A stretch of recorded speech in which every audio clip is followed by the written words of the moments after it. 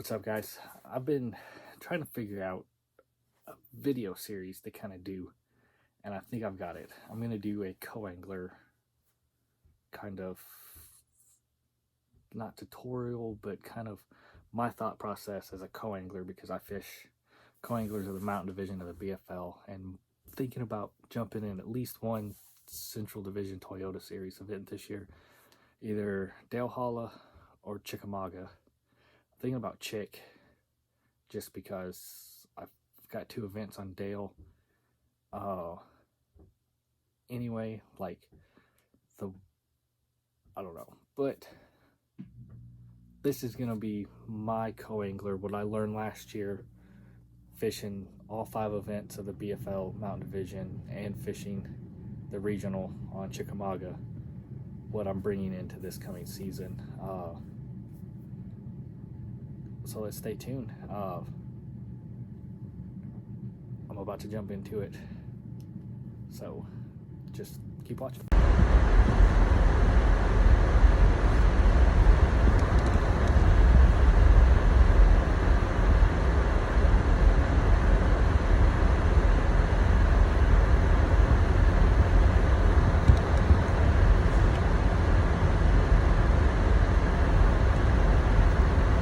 So, co-angler.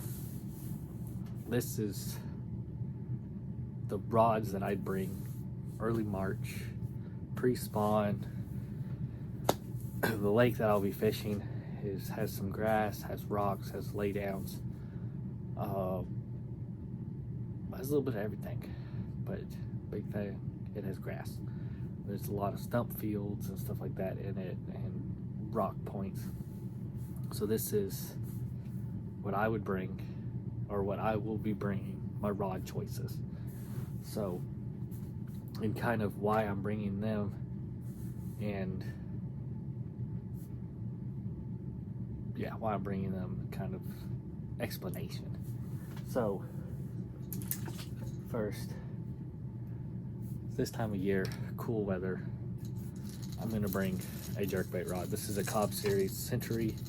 This is his jerkbait rod. This rod, it's short. It's a 6'11" regular action medium.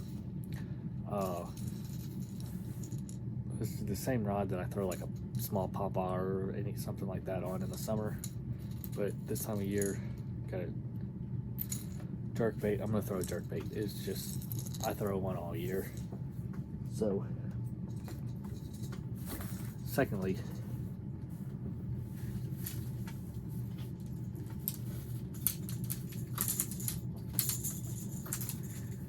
this time of year, the lake that I fish, or this time of year, pretty much anywhere,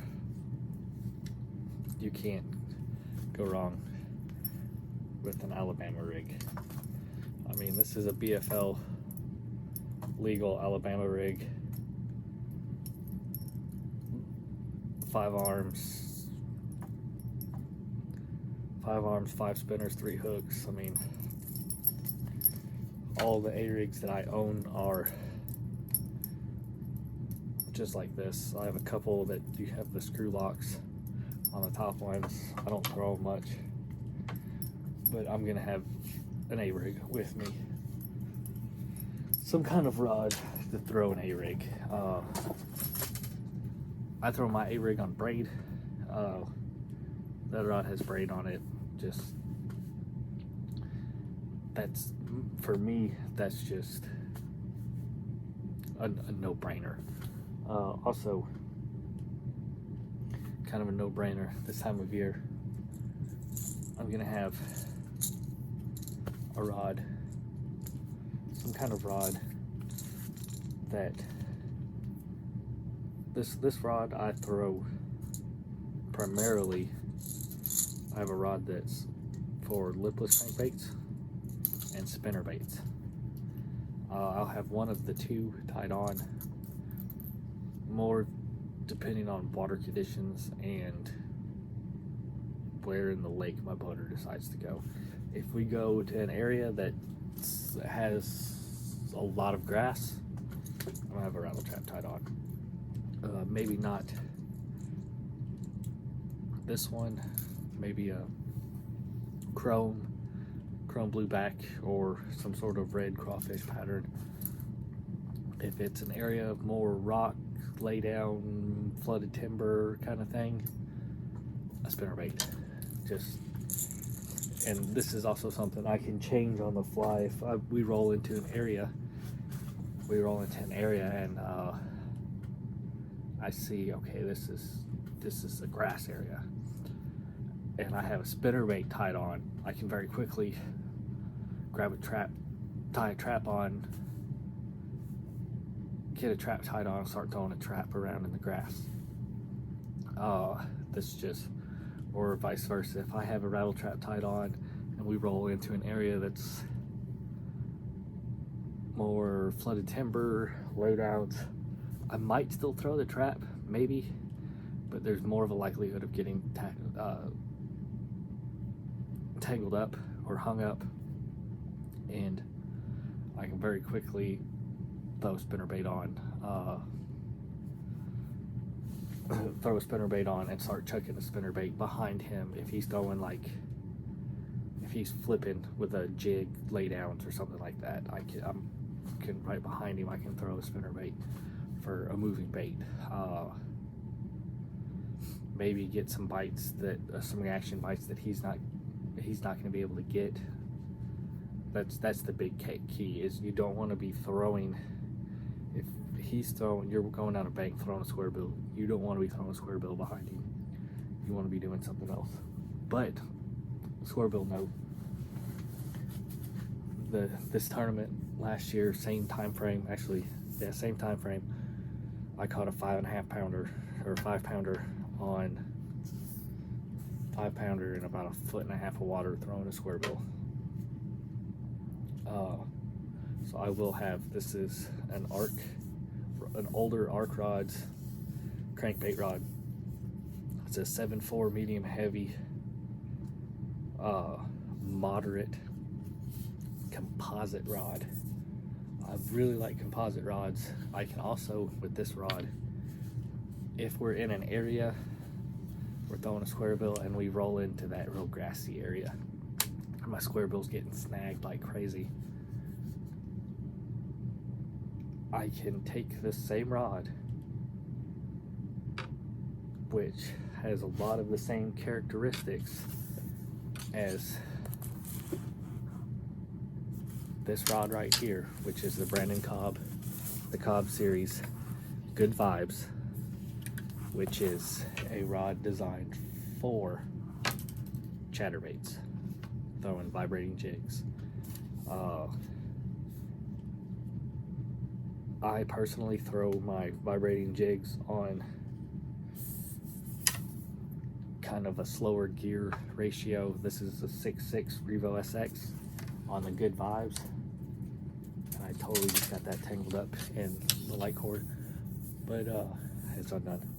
This is also a 6.6 to 1 Revo X on this rod, so I can very quickly change gears and be like, okay, it's too much grass, my square bill's getting tangled up, I'm gonna throw a chatterbait on, and I can start fishing a chatterbait. So there's 4 rods right there.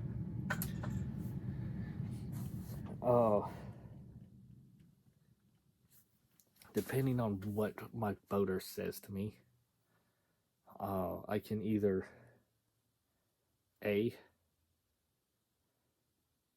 I can bring 1 of 2 rods, depending on what he says and what my thought process would be. If he's like, oh yeah, I found a bunch of stuff shallow, blah blah blah blah, and he kind of tells me the area of the lake we're going, I know Dale Hollow pretty well, so I would know.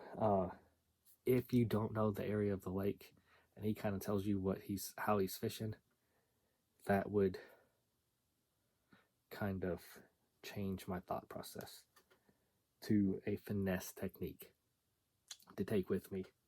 If he's like, yeah, I'm going down and I'm flipping laydowns, or I'm throwing I've found them, I'm throwing an A-rig around laydowns or rock points and blah, blah, blah. Like that's, then in my mind, I've got my spinnerbait, but I also have a finesse technique that I can take. So to be my 5th rod, because I don't really want to bring more than 4 or 5 rods. 6, a lot of guys are like, oh no, you only need to take like 3 or 4 rods.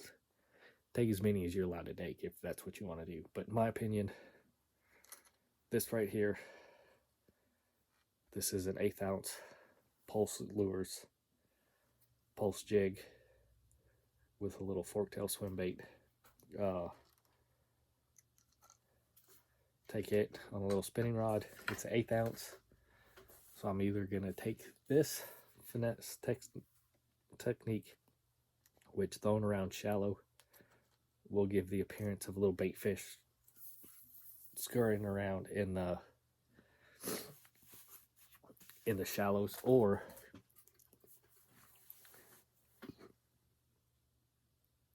if he's saying like, oh, I found him, which would be odd for this time of year, but like if he's not talking about throwing any of this other stuff around, you know, your typical fall or your typical spring stuff, and he's kind of giving the vibe of maybe he found an area with a little bit of warmer water where they might be pulling up or they're biting something else, I'm always going to take some sort of rod that I can do a finesse technique on. So I'll take something where I can do a wacky rig, which is what I have on right here. Some sort of wacky rig, shaky head, wacky rig, shaky head, some sort of finesse technique, which this has the